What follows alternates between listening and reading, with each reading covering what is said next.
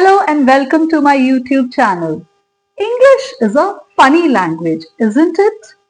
One moment, if someone tells you break a leg and you are wondering what? Well, don't worry because today we are diving into 10 essential idioms that will make you sound like a native speaker, from think outside the box to not my cup of tea. These expressions will take your English to the next level. So stick around. Let's get started. The first idiom for today is think outside the box. You must be wondering, how can we think outside the box? First and foremost, we need to understand what are idioms.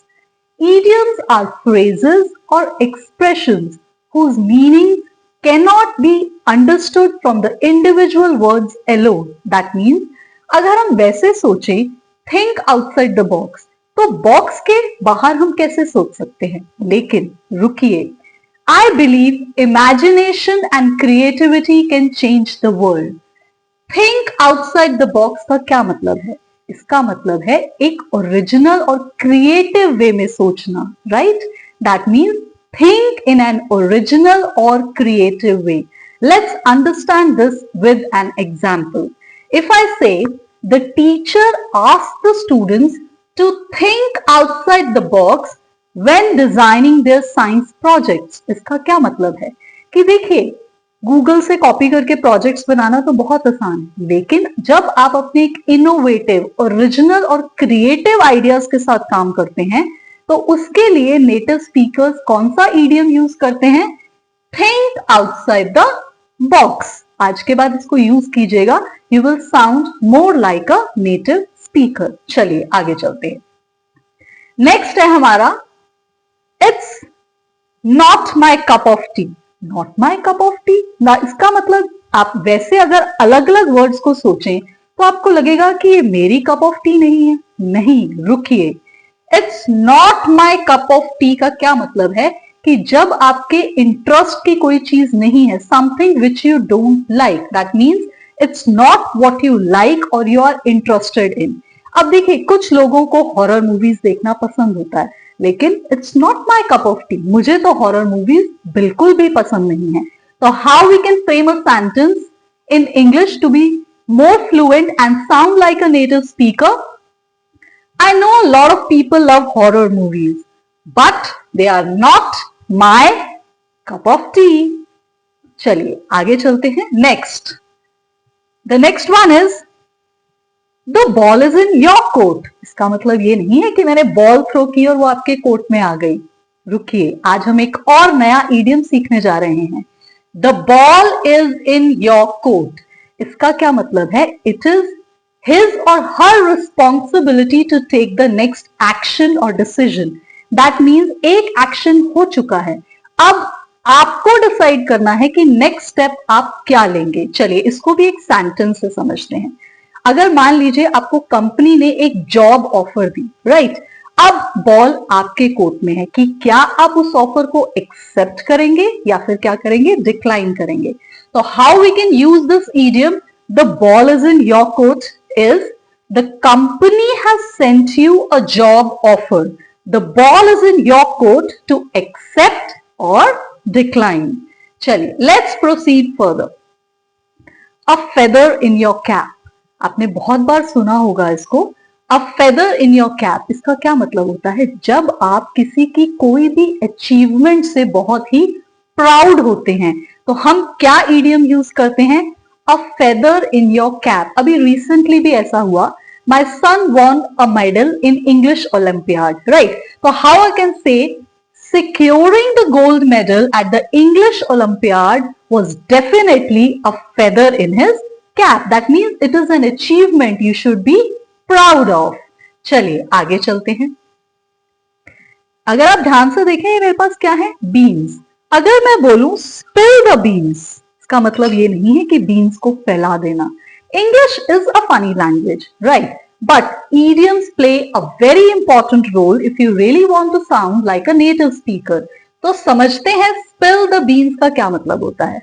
देखिए बहुत सारे लोगों के पास बहुत सारे secrets होते हैं, right, लेकिन सीक्रेट्स रिवील करने के लिए नहीं होते। कई बार हम अपने फ्रेंड्स के साथ कुछ इंपॉर्टेंट बातें शेयर करते हैं, राइट, लेकिन क्या होता है कि कुछ लोग क्या करते हैं, गलत टाइम पे उन सीक्रेट्स को रिवील कर देते हैं। तो instead of saying he revealed the secret, हम क्या कह सकते हैं, ही स्पिल्ड द बीन्स। तो it will sound more like a native speaker. तो यानी कि स्पिल द बीन्स का क्या मतलब होता है, टू रिवील अ सीक्रेट। अब एक सेंटेंस कैसे बना सकते हैं कि मैंने तो एक सरप्राइज पार्टी प्लान की थी, और कुछ लोगों की क्या आदत होती है, वो क्या कर देते हैं, they spill the beans. He spilled the beans about the surprised party. Right? चलिए, let's proceed further. Everyone loves to eat cake, but if I say a piece of cake, अगर आप इंडिविजुअल वर्ड्स को देखें तो आपको लगेगा cake का piece है। नहीं, रुकिए, जब आप इसको एज एन ईडियम यूज करते हैं तो इसका मतलब होता है something very easy to do. तो अगर आज के बाद आप यूज करेंगे अ पीस ऑफ केक, तो इसका क्या मतलब होगा, कोई चीज जो बहुत इजी है करने में। अब मान लीजिए टीचर ने आपको टेस्ट दिया, और टेस्ट इतना इजी था बिकॉज आपने अच्छे से प्रिपरेशन की थी, तो आप क्या कहेंगे, the test was a piece of cake because I finished it in 10 minutes. Right, चलिए आगे चलते हैं। Next is cost an arm and a leg.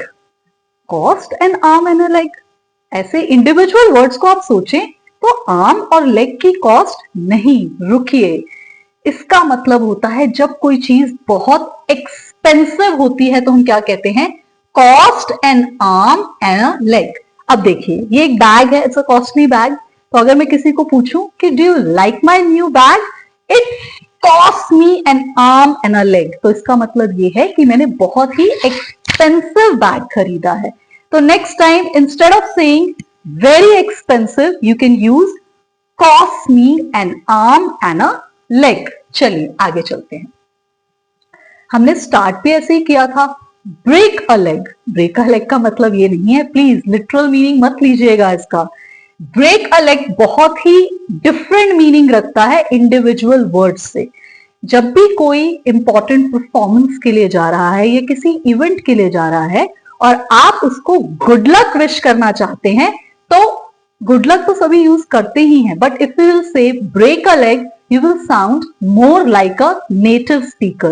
So next time if you want to wish someone good luck, especially for a special performance or an event, instead of saying good luck, try using break a leg. Right? For example, अगर किसी की बहुत बड़ी performance है रात को और आप उसको विश करना चाहते हैं गुड लक, तो कैसे कहेंगे, You have a big performance tonight. Break a leg. That means good luck for your performance. Right, चलिए नेक्स्ट। अब कई बार क्या होता है कि हम बहुत ज्यादा सिक और अनवेल फील करते हैं, तो हम नॉर्मली क्या कहते हैं, I am feeling sick today, I am feeling unwell today. तो ये तो कॉमन वर्ड्स हैं, ये कॉमन मैन भी यूज करता है। बट अगर आप चाहते हैं कि आप एक फ्लुएंट नेटिव स्पीकर की तरह साउंड करें और आपकी लैंग्वेज में एक पर्सनालिटी लगे और उसके अंदर एक असेंशियल और इंटरेस्टिंग और एंगेजिंग लगे, तो आप क्या कहेंगे, under the weather. Under the weather means when you are feeling sick और अनवेल। तो मैं इसको सेंटेंस में कैसे कह सकती हूँ कि आज मैं काम पे नहीं जा पाऊंगी बिकॉज मैं अंडर द वेदर फील कर रही हूँ। तो how we will frame a sentence in English using this idiom, I can't go to work today as I am feeling under the weather. चलिए नेक्स्ट। शुरुआत तो हमने बहुत सारे इडियम्स से कर ली है, लेकिन एंड क्या होता है, जब सारा दिन खत्म हो जाता है, हम बहुत टायर्ड होते हैं, तो फाइनली हम क्या करते हैं, वी गो टू बेड। तो इसके लिए भी हमारे पास एक इडियम है, हाउ वी से इट। इफ आई से हिट द सैक, इसका मतलब ये नहीं है कि सैक को आपको किसी हैमर से हिट करना है, नहीं, रुकिए। हिट द सैक का मतलब होता है go to bed in order to sleep. तो नेक्स्ट टाइम ट्राई करके देखिएगा, instead of saying go to bed to sleep, ऐसा कहने की बजाय आप किसी को कह सकते हैं कि मेरा कल का दिन बहुत बिजी है, so I have to hit the sack early today. तो कैसे कहेंगे, I have got a busy day tomorrow, so I think I should hit the sack early tonight. So, आपने बहुत ही इंपॉर्टेंट चीज आज सीखी है. Idioms जो होते हैं बहुत असेंशियल होते हैं जब आप साउंड करना चाहते हैं as a native speaker. This is something all together different and I hope आपको ये वीडियो अच्छी लगी होगी. We have come up with a different concept. Thank you so much for watching the video. Please don't forget to subscribe to my YouTube channel, The Creative Learning. Happy learning. Bye.